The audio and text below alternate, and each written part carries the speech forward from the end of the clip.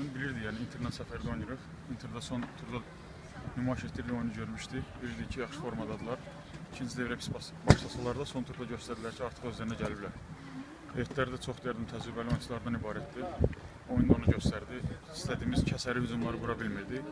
Düz oyuna nəzarət edirdik, amma tam istədiyimiz qol imkanlarını yarada bilmirdik. Rəqib də bizə hücumda yaxaladı. Ondan sonra ikinci hissədə tamamilə irəli atıldıq ki, qol vuraq. Çox şükürlər olsun ki, yəni məğlub olmadıq. Inter kimi rəqiblə səfərdə bir xalda biz nəticə deyil. Əsas oyunun son 10 dəqiqəsi biraz canlandı. Sanki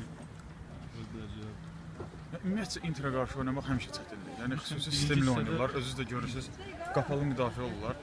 Tam istədiyin hücumları qura bilmirsən. Yəni rəqib də sən üstünə gəlməyəndən sonra sən nə qədər hücum qursan çətindir. Bir də ki, belə təcrübəli komanda qarşı oynayanda, yaxşı oyunçulardan ibarət heyət olanda, müdafiədən oyun quranda çox çətindir belə komanda qarşı oynamaq.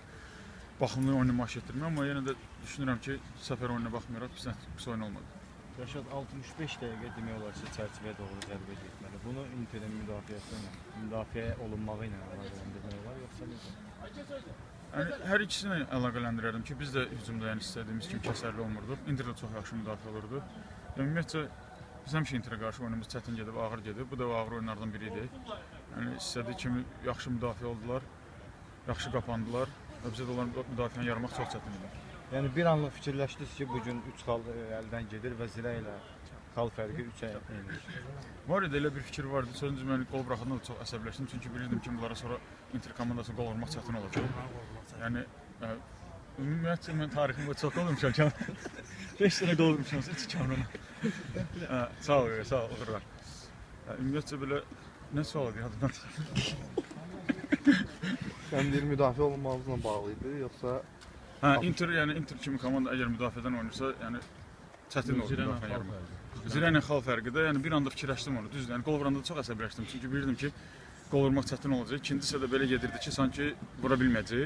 Bir anlıq düşünürdüm ki, Zirə ilə xal fərqimiz 3 olacaq, Qəbələ ilə 7 olacaq. Artıq axır 10-15 dəqiqədə ağlımda bu fikirlər keçirdi. Rəşad, sən irəli gedəndə, hücuma atılanda, ümumiyyətlə oturduğumuz zonada da hamı düşündü ki, nəsə eləyəcək Rəşad orada. Elə bir hazırlanmış bir şeydir.